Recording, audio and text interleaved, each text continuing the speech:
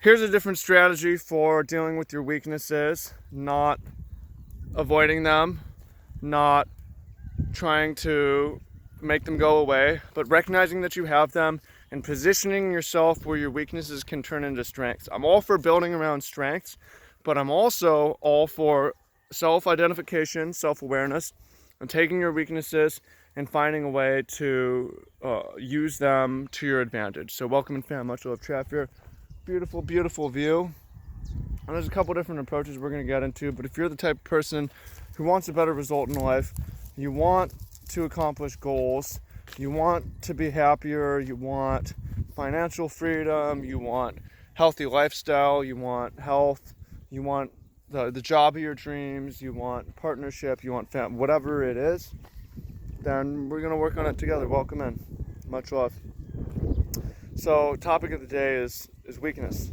And there's a couple different approaches, and I'm going to come out with a sort of a rogue idea and explain it and help you. But the first thing is self-awareness. You have to be aware of yourself, what sort of a person you are, what motivates you, what drives you, whether you're more introverted, extroverted, whether you're more curious or repetitive, whether you're more... And you need to get a fundamental understanding of humans as well, of what drives humans, things that people don't always talk about that we like recognition within community, like vitamin D, sunshine, and so on. But so you have to be aware of humans to be aware of yourself. But you have to be aware of yourself, because if you don't know what your strengths are you especially hardworking, but maybe you're not that smart? Are you especially smart, but your weakness is you're not that hardworking? It's different. It's okay however you are, but you want to know what it is. And I'm going to share myself and encourage you to figure out your own. But there's a couple of different dogmas when it comes to dealing with your weakness. One of them is that you should work on making your weakness, and all three of these have their own merits.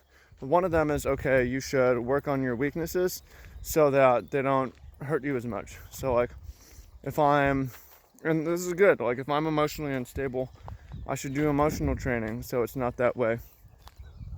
But if it's like,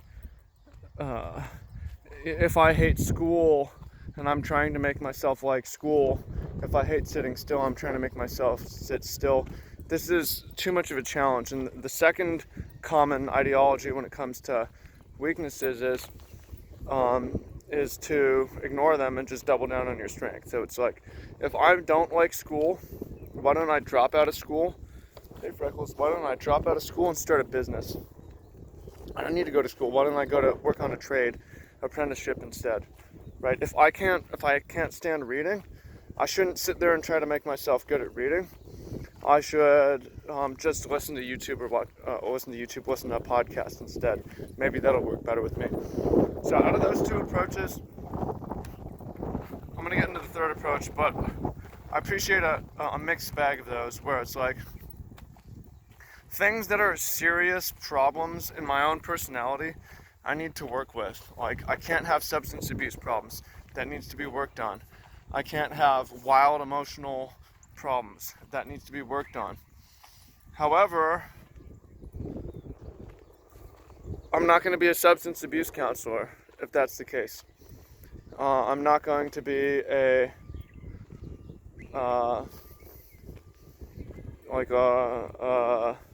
emotional counselor, if that's a real, whatever.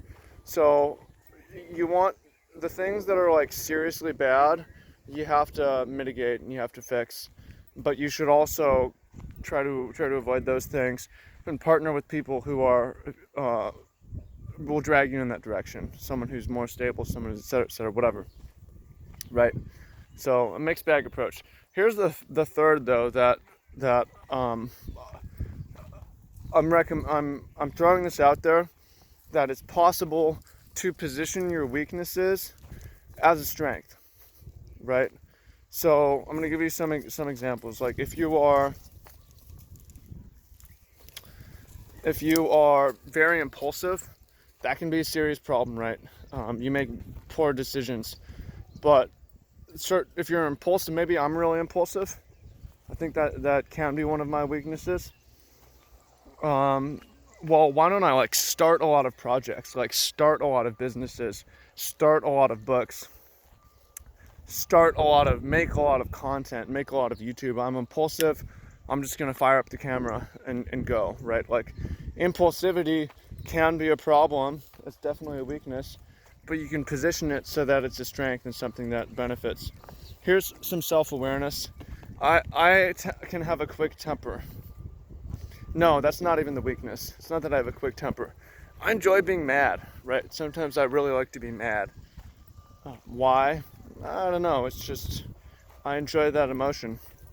Okay? So that's definitely seems like a weakness, and yeah, it can hurt me in interpersonal relationships.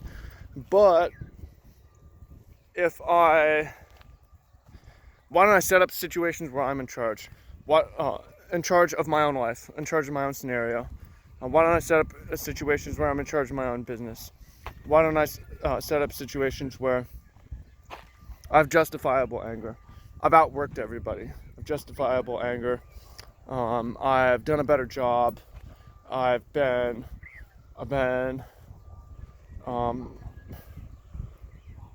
better care of myself. I've taken better care of the environment. A situation where I like to call out bullshit and say, hey, clean the fucking dishes, take out the trash. I'm mad at you right now for failing to make the most of your life, right? Set myself in positions where I'm angry and I can help people through anger, because I know that when I'm mad, one of the things I like about it is that I can deliver powerful truth. It's not just to be an asshole, but to say, hey, most of y'all are fucking up and you can do a lot better. And I felt that way about myself for a long time, and I still feel about that way sometimes. Like I would be mad if I went with everybody else to the beach and didn't come up to do this work instead and work on this instead. And even then, I'm mad, right? Like there's some anger in the people that I coach towards, where like, why are you failing, dude? You're fucking up. I'm mad about it, right? So there's a couple examples for me. So one, you got to be self-aware. Start with self-awareness. What are some of your weaknesses? What are your weaknesses? How can you mitigate the ones that are like horribly bad? How can you build around your strengths and partner with people who will balance you out? But how do you position your weaknesses so they'll help you? Like, say that you're not that smart. Your weaknesses, you're not that smart. Then hire smart people and manage them, right? Like, why don't I just be the manager? That was like Henry Ford. They brought him into court and asked him some bullshit questions, and he's like, I don't need to know that. I hire people who do, right? Say that you're lazy. That's a problem. Say that you're lazy. I'm not lazy. You might be lazy though, like you don't like to work that much. I love to work. You might not like to work. I'm not mad at you about that. It's not a judgment. But that's prime for you to set up something that's really efficient. Take advantage of automation. Take advantage of social media. Take advantage of AI. Take advantage of robots. Take advantage of leverage of working an organization or running organizations, right? 4-hour work week is real. Tim Ferriss, there's people who do it. You see them traveling around on their laptop, making stupid amounts of money. Some of them aren't working that much. They're lazy, right? But you can capitalize on that, make your money, and then just chill and lay on the beach, play video games, whatever, right? So, what are some other negative traits that you can take advantage of? What's up, Freckles? I think you get the point at this point, though. It's like, you got to be self-aware. You can't be mad at, you can be mad, but you shouldn't be too ashamed. You should be aware of your weaknesses. Work on them a little bit. Focus on your strengths, but also position yourself where your weaknesses turn into strengths. If you're lazy, build a real efficient company. If you're a hard worker,